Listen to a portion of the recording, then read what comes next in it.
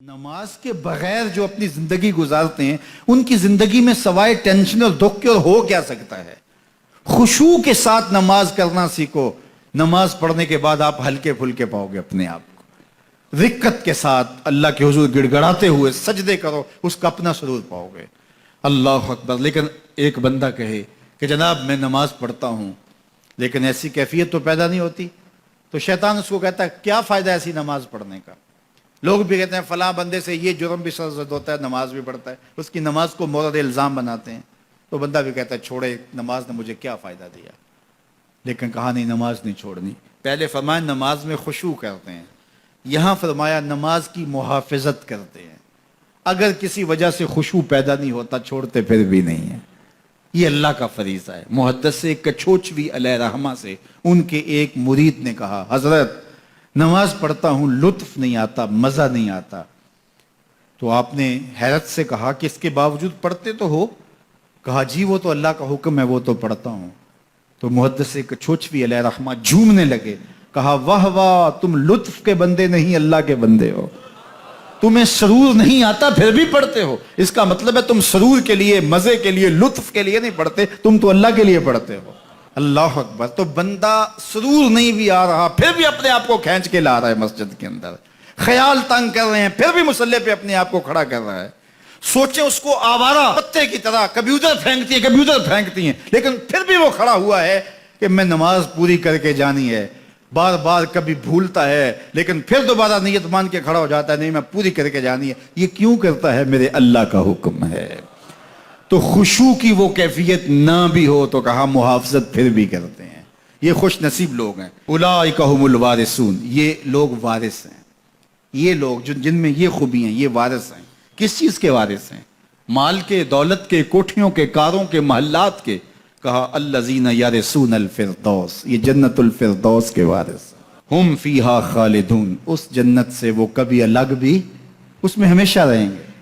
چونکہ موت کو بھی موت آ چکے گی, اب موت بھی نہیں, اب ہمیشہ رہیں گے. اللہ تعالیٰ فرمائے گا اَرَضِیتُم, جنتیوں کیا راضی ہو؟ اہل جنت کیا تم راضی ہو؟ تو وہ کہیں گے ہمیں کیا ہوا کہ ہم راضی نہ ہوں, ہمیں تو وہ ملا جس کا ہمیں تصور بھی نہیں تھا. ہمیں جنت مل گئی, محلات و قصور مل گئے. جو سب سے آخر میں جنت میں جائے گا, سب سے آخر میں, جس کو ہماری پنجابی میں پھاڑا کہتے ہیں, سب سے آخر میں, اس کو جنت میں کتنی جگہ ملے گی؟ جو بندہ سب سے آخر میں آتا اس کو دھوپ میں جگہ ملتی ہے, جو اس سے تھوڑا سا پہلے آگا اس کو برآمدے میں ملی, جو اس سے پہلے آیا اس کو اندر جگہ ملی. ایسے ہی ہوتا ہے. تو جو سب سے آخر میں جائے گا جنت میں تو وہ سب سے بڑا گنہگار ہوگا, اور جہنم کے رگڑے سہ سہ کے وہ جہنم سے نکلے گا سب سے آخر میں. بخاری شریف میں تذکرہ موجود ہے.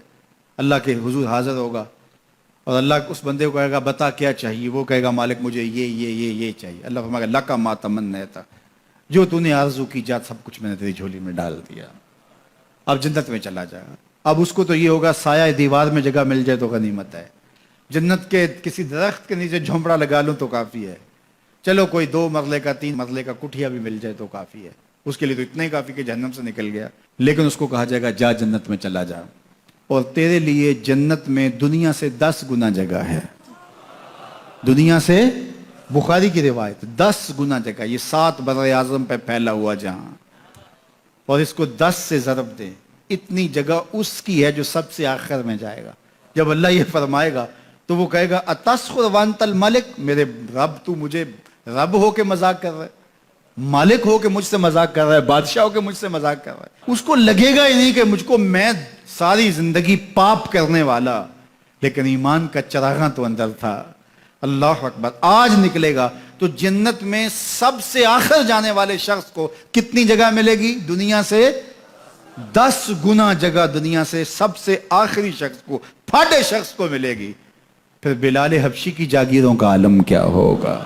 ابو بکر و عمر کی جاگیروں کا عالم کیا ہوگا؟ بابا فرید گنج شکر, داتا گنج بخش علی اجویری, شیخ احمد مجدد الف ثانی کی جاگیروں کا عالم کیا ہوگا؟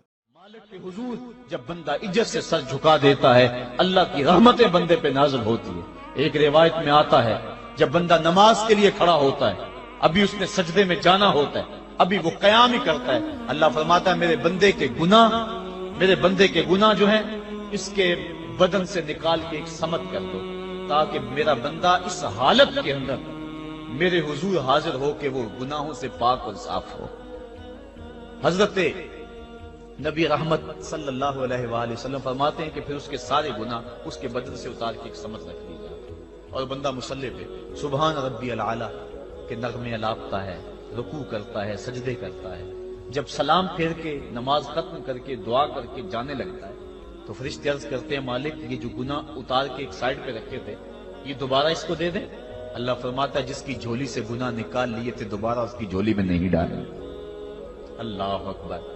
اور ایک روایت کے لفظ ہیں کہ جب بندہ نماز کے لیے کھڑا ہوتا ہے اس کے کندھوں کے اوپر سارے گناہ آ جاتے ہیں اور اس کے سر کے اوپر گناہ آ جاتے ہیں۔ جب رکوع میں جاتا ہے تو کندھوں والے گناہ گر جاتے ہیں، اور جب بندہ سجدے میں سر رکھتا ہے تو اللہ تعالیٰ اس کے سارے گناہوں کو ختم کر دیتا ہے اور وہ بالکل پاک ہو جاتا ہے۔ حضرت سلیمان فارسی ایک دن ایک درخت کے نیچے کھڑے تھے، آپ نے درخت کی شاخ کو پکڑ کے جنبش دی، حرکت دی، موسم خزاں تھا، درخت کی شاخ کے سارے زرد پتے گر گئے۔ ایک صحابی پاس کھڑے تھے، انہیں پوچھنے لگے عثمان تو نے مجھے پوچھا نہیں کہ میں نے درخت کی شاخ کو یوں ہلایا کیوں ہے؟ انہوں نے کہا اچھا پھر آپ بتا دیں کہ آپ نے درخت کی شاخ کو یوں کیوں ہلایا ہے؟ کہا سنو پھر ایک دن میں اور چند صحابہ حضور کے ساتھ جا رہے تھے، رستے میں ایک درخت آیا، اس کے نیچے حضور کھڑے ہوئے، حضور نے اس طرح درخت کی شاخ کو پکڑ کے ہلایا، یوں پتے جھڑ گئے، ہم اس منظر کو دیکھتے رہے۔ حضور علیہ السلام نے فرمایا سلمان فارسی تو نے مجھے پوچھا نہیں کہ میں نے اس درخت کی شاخ کو یوں کیوں ہلایا ہے؟ تو میں نے عرض کی حضور آپ بتا دیں کہ آپ نے کیوں ہلایا ہے؟ فرمایا سلمان جس طرح اس درخت کی شاخ کو ہلایا گیا اور سارے پتے جھڑ گئے، جب کوئی بندہ سجدے میں سر رکھتا ہے نماز پڑھتا ہے اس کے سارے گناہ دھل جاتے ہیں اور وہ پاک اور صاف ہو جاتا ہے۔ ایک دن فرمایا صحابہ اگر کوئی بندہ اس کے گھر کے سامنے سے نہر گزرتی اور وہ دن میں 5 مرتبہ اس نہر کے اندر غسل کرے تو بتاؤ اس کے بدن کے اوپر کوئی میل کچیل رہ جائے گا؟ عرض کی نہیں۔ فرمایا اس طرح جو 5 نمازیں پڑھتا ہے اس کے بدن کے اوپر گناہوں کا میل نہیں رہتا۔ فرمایا الصلاۃ معراج المومنین، نماز مومنوں کا معراج ہے۔ عماد الدین الصلاۃ، نماز دین کا ستون ہے۔ حبب الی من دنیاکم ثلاث، الطیب والنساء وجعلت قرۃ عینی فی الصلاۃ، مجھے تمہاری دنیا سے صرف 3 چیزیں پسند ہیں، خوشبو، منکوحہ بیویاں اور میری آنکھوں کی ٹھنڈک نماز میں رکھی ہے۔ اور حضور نے یہ بھی ارشاد فرمایا من ترک الصلاۃ متعمدا فقد کفر، جس نے جان بوجھ کے نماز چھوڑی گویا اس نے کفر ہی تو کیا، یعنی کافروں والا کام کیا۔ حضرت امام فخر الدین رازی نے تفسیر کبیر میں لکھا حافظوا علی الصلوات والصلاۃ الوسطی، اس آیت کریمہ کے تحت ایک عورت مدینے کی گلیوں میں چیخ رہی ہے اور کہنے لگی مجھے حضور کے در کا پتہ بتاؤ۔ حضور کی چوکھٹ کا پتہ بتلایا گیا، وہ حاضر ہوئی۔ آقا کریم صلی اللہ علیہ وسلم کی خدمت میں عرض کی حضور میرا خامد سفر پہ گیا ہوا تھا اور میں نے اس کی عدم موجودگی کے اندر زنا کر لیا، حمل ٹھہر گیا اور جو بچہ پیدا ہوا میں نے مارے شرم کے اس بچے کو سرکے کے مرتبان میں ڈال دیا اور پھر اسی سرکے سے میں لوگوں کو فروخت کرتی رہی۔ اب جب کہ میرا ضمیر جاگا ہے میں آپ کی خدمت میں حاضر ہوئی، مجھے بتایا جائے کہ میرے گناہ کا بھی کوئی کفارہ ہے۔ حضور نے ارشاد فرمایا جو تو نے زنا کیا ہے اس کی سزا رجم ہے کیونکہ تو شادی شدہ ہے، اور جو تو نے بچے کو قتل کیا ہے قتل کی سزا قتل ہے، اور جو تو نے سرکہ بیچا ہے فقد ارتکبت کبیرہ، تو نے کبیرہ گناہ کیا ہے، اس کی سزا تو قیامت کے دن پائے گی۔ اس کے بعد حضور فرمایا ان تینوں گناہوں کی یہ سزا ہے، لیکن جس طرح تو گھبرائی ہوئی آئی تھی میں تو یہ سمجھا تھا شاید تیری نماز اثر قضا ہو گئی ہے۔ اب آپ اندازہ کریں کہ نماز کی اہمیت کیا ہے اور ہم اس بات میں کتنی سستی کرتے ہیں۔ کسی سے پوچھا جائے نا آؤ نماز پڑھنے چلے، وہ کہتے ہیں بس یار میرے کپڑے پلید ہیں، کپڑے میرے پاک نہیں۔ تیرے کپڑے کیسے پاک رہ سکتے ہیں؟ تو اللہ کے حضور جھکنا نہیں جانتا، تیرے کپڑے بھی پلید ہیں، تیرا دل بھی پلید ہے، تو اس کے حضور جھک کے تو دیکھ، تن بھی ستھرا کر دے گا، تیری روح کو بھی پاکی دے دے گا، تیرے قلب کو بھی طہارت بخش دے گا۔ تو اس کے حضور آ جھک، اس کے حضور سجدوں سے اللہ کے حضور خراج پیش کر اپنی محبتوں کا۔ جب بندہ سجدے میں سر رکھتا ہے اللہ فرشتوں میں فخر کرتا ہے میرے بندے کو دیکھو نا بالآخر میرے حضور ہی جھکا ہے نا۔ کتنے گناہ کیے اس نے، کتنے جرم کیے اس نے، لیکن بالآخر میرے حضور آیا اور اپنے گناہوں کی معافی مانگتا ہے۔ فرشتوں گواہ ہو جاؤ، میں نے اپنے اس بندے کی مغفرت فرما دی۔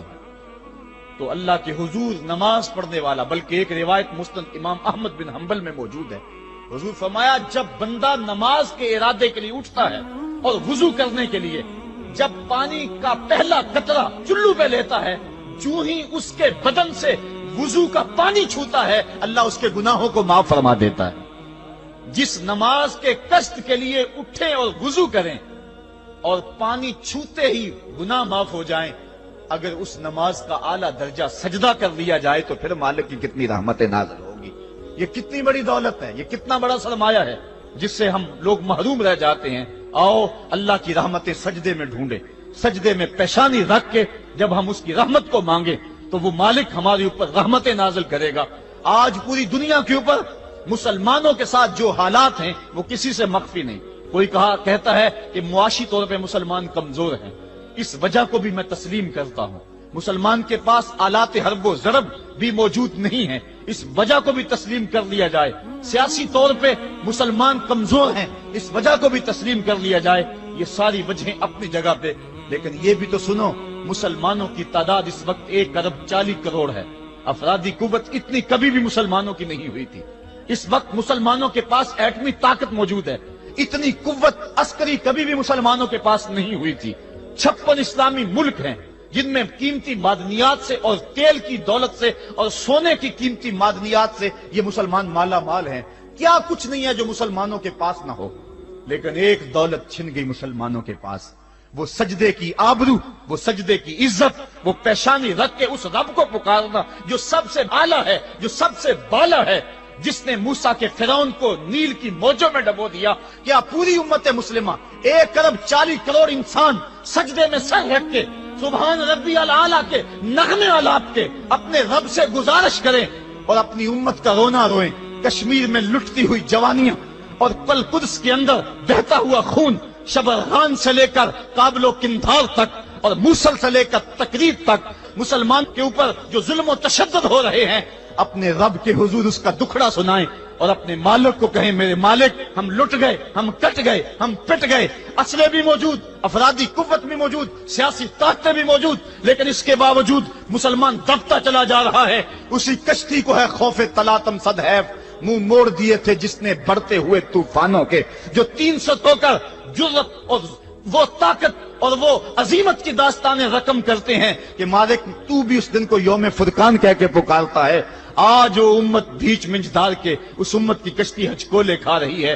ہماری فریاد، ہمارا استغاثہ تیرے سے ہے، میرے مالک ہمارا کھویا ہوا وقار بحال کر دے اور اس امت کو اس مرتبہ کمال تک پہنچا دے جس مرتبہ کمال تک یہ امت پہلے پہنچی تھی، اور ان کا کھویا ہوا وقار بحال کر دیا جائے۔ آج بھی ہم اگر سجدوں سے اپنے رب کو منا لیں اور وہ روٹھا ہوا رب آج بھی ہماری مدد کے لیے آ جائے تو پھر کوئی قوت، کوئی طاقت ہمیں نہیں لتاڑ سکتی۔ آئیے ہم سجدے سے اپنے مالک، اپنے خالق اور اپنے رازق کے حضور اپنی محبتوں اور اپنی الفتوں کا خراج پیش کریں۔